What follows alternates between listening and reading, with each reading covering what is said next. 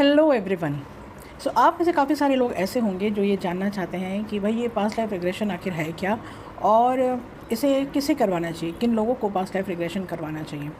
तो देखिए, past life regression एक हीलिंग मोडालिटी है विच कम्स अंडर हिप्नोथेरेपी। और इसमें हम आपके पूर्व मेमोरीज़ में आपको लेके जाते हैं, पूर्व जन्म की यात्रा भी करते हैं। लेकिन देखिए, आपका जो लाइफ है वो जब से आप पैदा हुए हो तब से लेकर के अभी तक का जो समय है वो भी आपके जीवन का एक पूर्व काल है।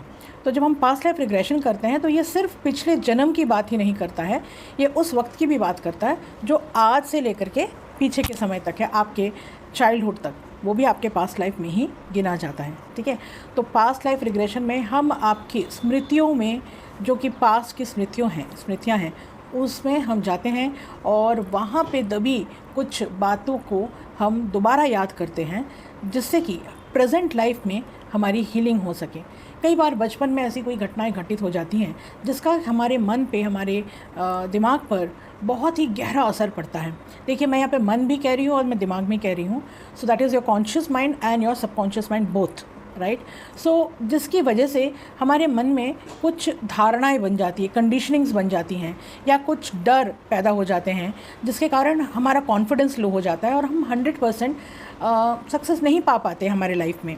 इंटरव्यूज़ में डर लगता है, एग्ज़ाम फेयर हो जाते हैं, या कई बार तो लोगों को कुछ खास डर पैदा हो जाते हैं, जैसे कि गाड़ी चलाने का डर, फ्लाइट में बैठने का डर, समुंदर में जाने का डर, पानी का डर। इस तरह के कई तरह के डर आपके मन के अंदर आ जाते हैं। हो सकता है बचपन में आप स्विमिंग सीख रहे हों और कुछ ऐसा वाक़या हो गया हो जिसमें आप डूबने लगे हों, तो बस आपके मन के अंदर पानी के लिए डर बैठ गया और अब आप बिल्कुल पानी के पास नहीं जा पाते हो, स्विमिंग पूल्स को एंजॉय नहीं कर पाते हो, सी बीच में जाकर के पानी में नहीं जा पाते हो।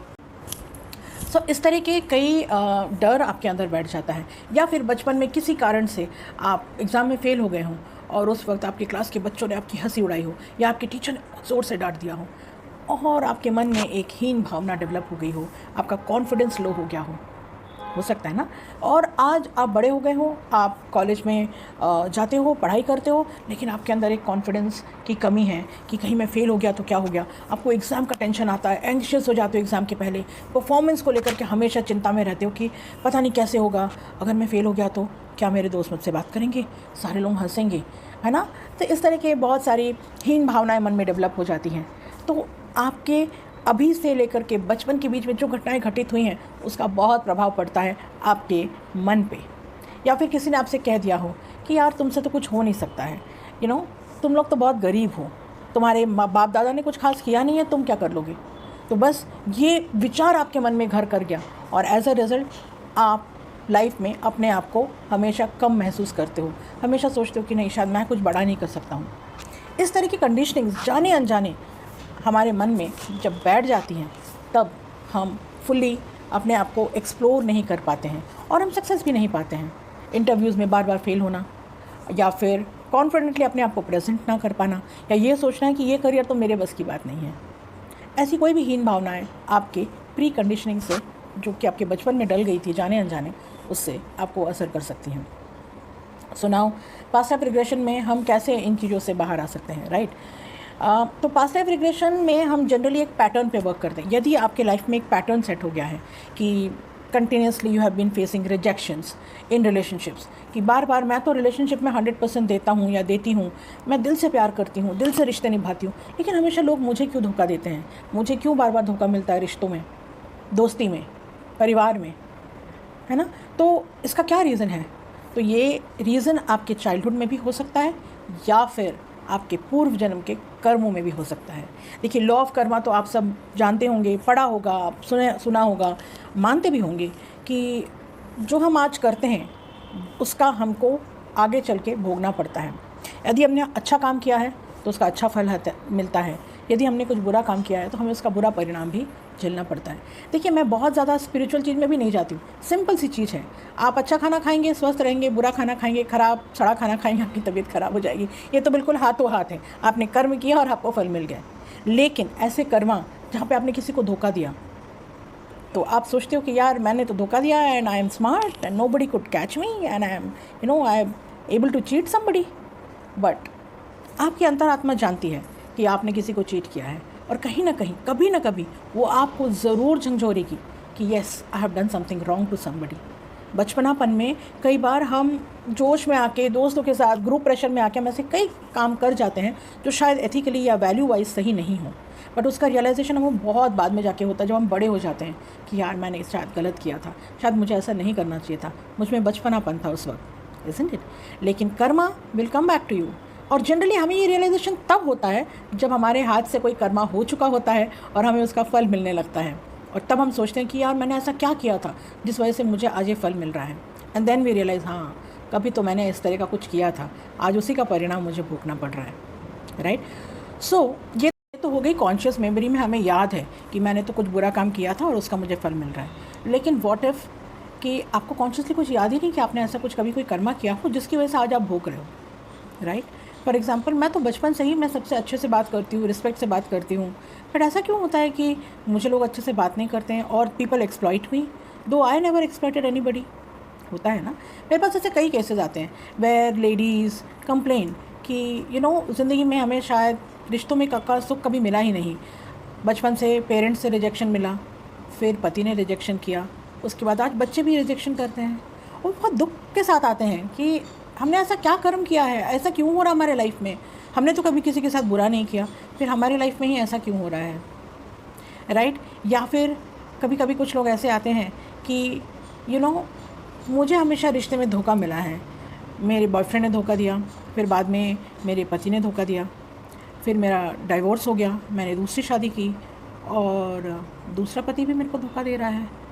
तो ऐसा क्या है, why am I facing this kind of betrayals in my life. या फिर कई बार ऐसे केसेस आते हैं जब लोग कहते हैं कि मैं अपने रिश्तों में 100% दे रही हूँ, फिर भी I am not getting it back from people, people are coming in my life to just exploit me, use me, and I feel cheated, I feel so low in confidence, मेरा सेल्फ इस्टीम तो बिल्कुल ख़त्म हो गया है, I don't love myself, I don't want to live only.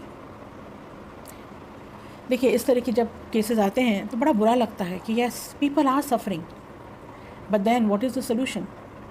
जब हम सब जानते हैं कि there is a karma behind what we are going through today, then क्या ऐसा कोई रास्ता है कि हम जाके पता लगा सकें कि आखिर वो क्या कर्मा था जिस वजह से आज हम सफ़र कर रहे हैं, या वो कौन सी कंडीशनिंग थी जो हमें कॉन्शियसली याद नहीं पर we are suffering because of that, right.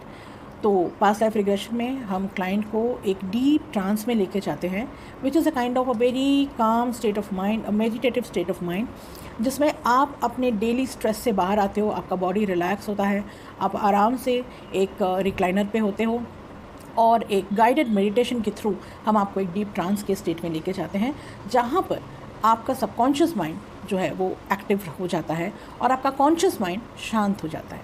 Conscious mind is like एक पहरेदार के जैसे हैं, और ये भगवान ने हमारे प्रोटेक्शन के लिए बनाई है, there is nothing wrong in that, right. Conscious mind को क्रिटिकल फिल्टर कहा जाता है, इसी से हम ये डिसाइड कर पाते हैं लॉजिकली कि ये काम हमें करना चाहिए कि नहीं, किसी पे भरोसा करना चाहिए कि नहीं। God has given this for our protection, but कई बार ये प्रोटेक्शन इतना ज़्यादा हो जाता है कि हम अपने ही सबकॉन्शियस माइंड के अंदर नहीं जा पाते हैं to find out the truth. हम सब के अंदर वो सबकॉन्शियस माइंड है, वो सारी मेमोरीज़ हैं पास्ट की, जिसके पास वो आंसर्स हैं कि आज हम इस सिचुएशन में क्यों हैं, but we don't have an access to it because हमारा conscious mind constantly thoughts, logics, reasonings में उलझा हुआ है। इसीलिए पास्ट लाइफ रिग्रेशन में या हिप्नोथेरेपी में हम उस कॉन्शियस माइंड को थोड़े देर के लिए शांत करते हैं। हम उसको सुलाते नहीं हैं, उसको बेहोश नहीं करते हैं। This is a myth, people think कि हम बेहोश हो जाएंगे, हमें कुछ याद नहीं रहेगा। ऐसा कुछ नहीं होता है, आपको सब याद रहता है, आप पूरी तरह से कॉन्शियसनेस में रहते हो, बट शांत and relax state of mind में रहते हो। You are absolutely safe and in your senses. आपको कोई एनेस्थेशिया नहीं लगा देता है, आप बेहोश नहीं हो जाते हो, right. Hypnotic trance is a state of altered और रेज्ड अवेयरनेस। आपका सबकॉन्शियस माइंड जो है वो सरफेस पे आ जाता है, कॉन्शियस माइंड थोड़ी देर के लिए रिलैक्स हो जाता है, लेकिन उसे सब कुछ याद रहता है, वो सब कुछ समझ रहा होता है, उसको सब चीज़ का एहसास हो रहा होता है। Similar like when you are in a deep sleep, जब आप सपने देखते हो उस वक्त अगर आपके पास में कुछ आवाज़ होती है तो आपके कॉन्शियस माइंड में वो रजिस्टर होता है, जब आप नींद से उठते हो तब आप बोलते हो कि यार नींद तो लगी थी, मैं सपना भी देख रहा था, पर बड़ा हल्ला हो रहा था, बाजू में कोई तो भी बहुत ज़ोरों से म्यूज़िक चला के रखा था। सो आप नींद में थे, सपना भी देख रहे थे, फिर भी आपको एहसास है कि बाजू में पास में कुछ आवाज़ें हो रही थी। सेम स्टेट ऑफ माइंड में आप होते हो जब आपका पास्ट लाइफ रिग्रेशन चल रहा होता है, राइट। सो यू नो कि आप एक सपना देख रहे हो, आप एक पास्ट मेमोरी को रियलाइज़ कर रहे हो, दोबारा फील कर रहे हो, मेमोरी में आपके सरफेस हो रहा है, लेकिन एट द सेम टाइम आपको सब पता होता है कि रूम में फ़ैन चल रहा है, या the therapist is talking to you, therapist आपसे बात कर रहा है, थेरेपिस्ट आपसे प्रश्न पूछता है, आप उसका जवाब देते हो, तो आप बेहोश कैसे हो सकते हो, right? So it's not at all a state of unconsciousness. It's a state of an alert awareness wherein you are completely relaxed, but at the same time you are able to talk, you are able to answer. और आप जब इस state से बाहर आते हो आपको सब कुछ याद रहता है, you remember the entire thing that has happened to you, right. So you are absolutely safe, ठीक है। उसके बाद एक सवाल बड़ा इंटरेस्टिंग सा आता है कि क्या मैं पास्ट लाइफ मेमोरी में रह जाऊँगा? क्या होगा अगर मैं पूर्व जन्म की मेमोरीज़ में ही रह गया और मैं कभी बाहर ही नहीं आ पाया? तो देखिए ऐसा कुछ भी नहीं होता है। We are only going and visiting your past memories. अभी अगर मैं आपसे कहती हूँ कि याद करो आपका 10th बर्थडे में कहाँ आप लोग सेलिब्रेट किए थे, सो मे बी कुछ लोगों को याद रहेगा कि उनका 10th बर्थडे उन्होंने कैसे सेलिब्रेट किया था। इसका मतलब ये थोड़ी कि आप अपने 10th बर्थडे में वापस पहुँच जाओगे और वापस अभी अपने प्रेजेंट लाइफ में लौट के नहीं आ सकते हो। ऐसा कभी नहीं होता है। आप जब सुबह नींद से उठते हो तो आपको कई बार अपने रात में जो सपना देखा वो याद रहता है, राइट। और आप बोल पाते हो कि हाँ मैंने कल रात को सपने में ऐसा ऐसा देखा, राइट। आप उस सपने में कभी अटक के रह जाते हो, कभी ऐसा होता है कि आप सपने में ही रह गए हो, सुबह आप उठे ही नहीं। ऐसा नहीं होता है ना। वैसे ही पास्ट लाइफ रिग्रेशन में जब आप पास्ट मेमोरीज़ को देखते हो तो वो एक ड्यूरेशन ऑफ टाइम है जब आप डीप ट्रांस में हो और आप पुरानी मेमोरीज़ को देख रहे हो, दोबारा फील कर रहे हो। बट जब आप कॉन्शियसनेस में आते हो आप पूरी तरह से प्रेजेंट में होते हो। You are never hanging in your past. Yes, you will have the memories of that whatever you have seen और experienced, but you will be 100% in your present. आपकी पूर्व मेमोरीज आपको हॉन्ट नहीं करती हैं, भले ही वो कितनी ही बुरी क्यों ना हो। Many a times people see traumatic death of their past life, है ना, लेकिन उसके बावजूद आप अपने प्रेजेंट में जब आप आते हो आप एब्सोल्युटली नॉर्मल होते हो, ठीक है।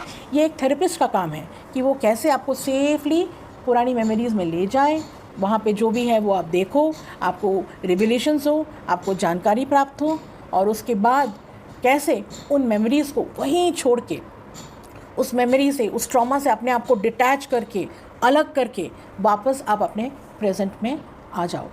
This is the task of a therapist. वो थेरेपिस्ट ही है, वो ट्रेंड है, उसने इस चीज़ की शिक्षा ली है, प्रैक्टिस की है, right. So you are in a safer hands. यही चीज़ अगर आप खुद से ट्राई करने चाहोगे तो हो सकता है आप ठीक से ना कर पाओ। इसीलिए एक योग्य थेरेपिस्ट के पास जाकर के ही इस तरह की थेरेपीज़ को करवाएं, ठीक है। वो आपको सेफली नेविगेट करेंगे आपके पास्ट लाइफ की मेमोरीज़ में, जो भी हीलिंग है, जो भी वहाँ पे दबा हुआ मेमोरी है, ट्रॉमा है, जिसकी वजह से आज आपके प्रेजेंट में प्रॉब्लम्स हो रही हैं, because it is just conditionings. कुछ धारणाएं बन गई हैं आपके अंदर, कुछ डर बैठ गया है जो कि अनवांटेड है। बस आपको उन मेमोरी से डिटैच करना है, आपको हील करना है। कुछ रेवोल्यूशंस आपके सामने आएंगे, कुछ नॉलेज और लर्निंग आपके सामने आएगी।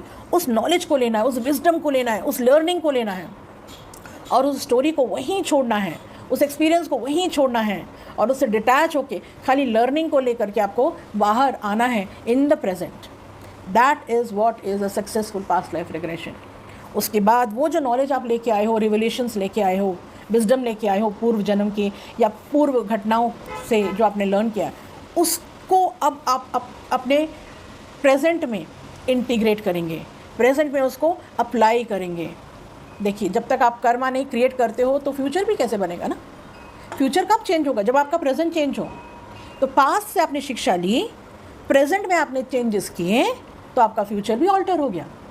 फ्यूचर को आपने चेंज किया, रीराइट किया अपने प्रेजेंट को।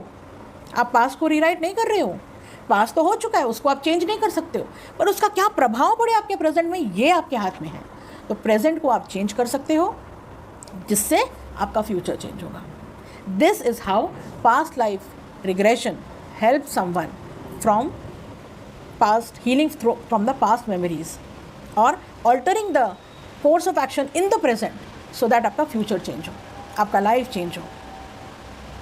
Hope this helps a lot. इसके बाद भी अगर आपके मन में कोई भी शंका हो, कोई प्रश्न हो, I am there to answer your questions happily.